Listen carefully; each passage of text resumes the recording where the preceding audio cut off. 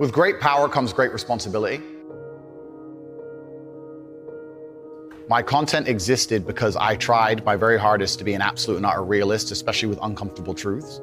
I was pointing out that very uncomfortable. Is that a truth? It's an uncomfortable truth in many parts of the world. It's not a truth that I'm happy about.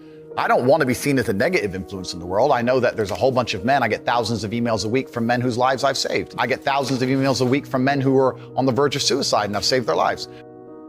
I believe in protecting and providing. I've been misunderstood. I don't want anybody to be offended by anything I say. I want to be a positive force in the world. I don't want anybody to hear what I say and make them feel bad about themselves. I want all people to live righteous and good, whether they're male or female. I think righteous is living true to your heart and knowing that you're doing good by people, not snaking anybody, not lying to anybody. I know I live a very righteous life. The government is not capable of helping the poor. And this is why it's so important as a person, you take personal responsibility and understand you're living in a world where the matrix can be cracked. You can make a bunch of money, but you need to take responsibility and do it. I refuse to accept that there are people out there who cannot become happy, contented individuals. I refuse to accept we live in a world where God has created people who, no matter how hard they work and how good their life becomes, can't be happy. I don't accept that. I accept that the universe is a very giving place and that God loves all of us. And if you try your best and you work hard, you can become a better person. I'm telling the younger generation that if they don't get up and work hard and make sure that they're important, that the world's not going to give a shit about them. 99% of my content was aimed at men, telling them the truth, saying that as a man, you're born with no inherent value. You have to become important. You have to go through some pain or go through some suffering to make people care about you. Otherwise, you're not going to matter. As a dude, if you walk into the party and you've put no effort into your life, nobody gives a shit. Nobody cares about you. And every man out here knows. And one of the great things about the masculine journey and masculinity is that we've all lived a semi-similar story. It's kind of cool. Like, we've all been the teenager, gets heartbroken.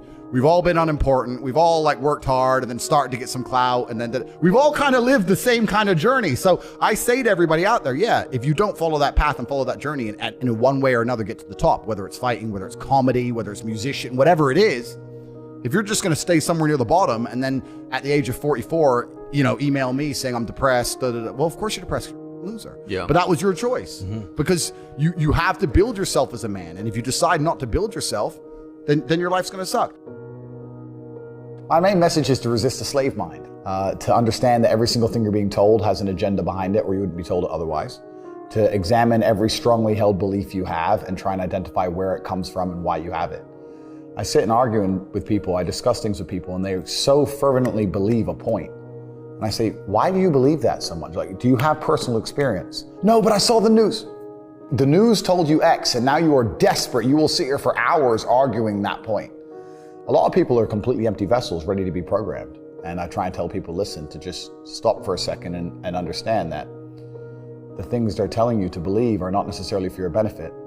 The people who make the rules don't make the rules for the benefit of everybody. They make the rules for the benefit of the people who make the rules of the game. So telling people to resist a slave mind and just be critical thinkers, keep their brain open, pay attention to things, be perspicacious, that's the general theme. And it doesn't matter whether you're left, right, liberal, man, woman, etc. It's just think for yourself. That's the general message. I believe men and women are a beautiful union. I think we're slightly different, but when we work together, we're the most powerful force in the world. And I certainly believe that men and women, when they work together, it's the most beautiful force on the planet. So of course I believe in men and women. Of course I believe in love. Of course I believe in marriage. Of course I believe in family. Okay. I believe in marriage in the traditional sense. I believe a man has a duty to stand up and be a real man. I believe that the problem with the world today that we are facing is that not enough men are sticking to the age-old ways of masculinity. I believe that me standing up and saying a man must protect a woman and provide for her, so he needs to make sure that she's safe. He needs a degree of authority. I believe women are sovereign individuals and they can make any choice they so desire.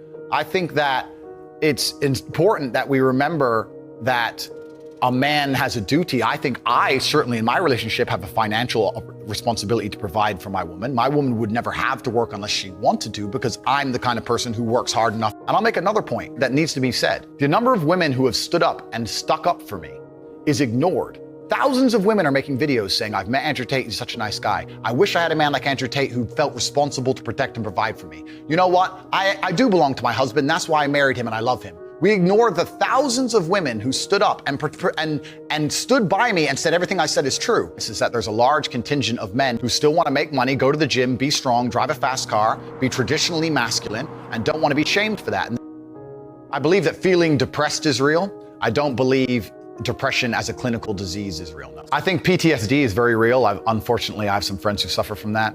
I know that feeling depressed is real.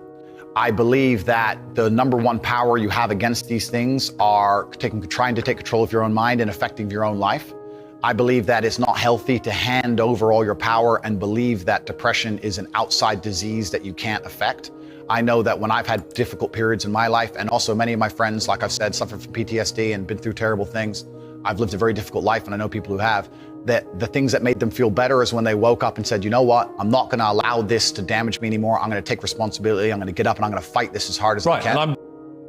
If someone comes to me and says, I'm clinically depressed, or I feel very, very sad, I would say the first thing you need to do is stop accepting the identity of a clinically depressed person. Stop accepting you have no control over this. And what you need to do is stop identifying that way, and let's work together to try and fight against it. A lot of people who are clinically depressed are suffering with something in their life, and if you fix the problem in their life, perhaps they won't feel depressed anymore. The thousands of people who have emailed me saying, my doctor told me I was clinically depressed and it's a disease that I have got in my brain and I can't be fixed. And I started listening to you and I realized that that's not the case and I can fix my own life, and you're the only person who has ever helped me. I believe feeling depressed is real. I do not believe it's a disease that you catch from the sky and you cannot affect. I believe that no matter what happens, I believe you have control of your own mind and you can fight against it. I believe if you change your circumstances in your life, you may feel different. I'll give you a quick example. I had a guy who emailed me saying he was clinically depressed and he was going to kill himself. I obviously am not a psychiatrist, I'm not a doctor. I told him, because I replied to my emails. I said, have you been to a psychiatrist? He said, yes, I'm clinically depressed. I've been on these pills, this amount of time. I'm on antidepressants, it doesn't work. I said, I don't know what to say to you besides this. And he said he lost his girlfriend, that's why I became clinically depressed. I said, listen, go to the gym, get a six-pack first. Once you've got a six-pack, email me again. If you still feel like killing yourself, I don't know what else to say to you. But I'd say, strong body is a strong mind, go train. He went, he started sending me progress pictures, emailing me him getting in better shape, and eventually got a six-pack. He's now a professional bodybuilder. And he said, I can't believe I was considering that. I feel so much better, etc. The doctor who was telling him he was clinically depressed and couldn't cure it, he started taking control of his own life, and now he felt better. That if somebody has depression of any kind, whether it's clinical, whether it exists or not, whether they feel depressed or not, whatever, that taking control of their life, taking personal responsibility and working hard is always gonna be the positive, best thing they can possibly do for their life going forward. How positive is it? Them. Of course, money can't buy happiness, I agree. But money is the third most important thing in the world. First is your health, because you have nothing if you're gonna die. Second is your relationships, because you need love and family, that matters the most. But money can buy everything else. So money's the third most important thing. The average people come to me and say, what do I do? I'm just the average guy. And my only answer is stop being the average guy. It's my only answer. You can't just be the average guy anymore. The idea from the 1950s that you can just be the normal, average, law-abiding, hard-working citizen and you'll have a good life is gone. Any man out here who goes, I'm just gonna work hard, do my bit, and obey the laws, and I'll have a good life. No, you won't. No, you will not. Just doing your job is never gonna make you rich, because you're just gonna be taxed into infinity and you're gonna stay broke. So just obeying laws and doing your job now has set you up to be a peon and a slave for eternity. You have to get yourself in a position where you're making enough money. You don't know what to talk about, then you don't understand money. So go learn how money works. Go learn how a bank works. Go sit on YouTube for free. You don't need to pay 50 grand in 4 years like a university. Go sit on YouTube and understand money, banking, or the real estate market, any of it. Understand the last housing price crash, why it happened, understand mortgage rates and how that's affected by interest rates. Understand it, and then go sit with someone else who understands it and talk about it. People should, even if they haven't got a penny in the world, should be going to these meetings about real estate, about investing, especially if it's cheap, they should go. Just meet other people who at least have money. Have conversations about money, talk about it. How are you gonna get what you don't talk about? And yes, the cycle of precipitation, right? So a cloud comes, it rains, it falls down to the ground, it goes under the ground, whatever, goes into a stream, it moves into the stream, goes to the ocean, evaporates again, up into a cloud, floats somewhere else, falls down again. It's always moving. That's how money is. People think that money is in these large, stagnant pools hidden in people's bank accounts. That's not really true. Money is constantly moving all the time. And if you can find a way to get in between it and stand in the right place at the right time, you're gonna get wet. I think that's the new modern way to view the world. It's an attention economy. It doesn't matter what you do. If you're getting attention, you'll make money from it. One habit that people need to adopt, and this is a habit I had for a very long time, and I've actually recently cleared it from my brain because I've reached a point where peace of mind is worth more than money. But every single time money is spent, you need to identify how your money was taken from you. And I say taken because money can't be made. Money is taken. Because the only people who can make money are the government. So if you're a government, you can make money. You can print it from thin air, or a bank. But if you're a person, you're not making money. You're convincing other people to give it to you. You're taking money from others. So every single time you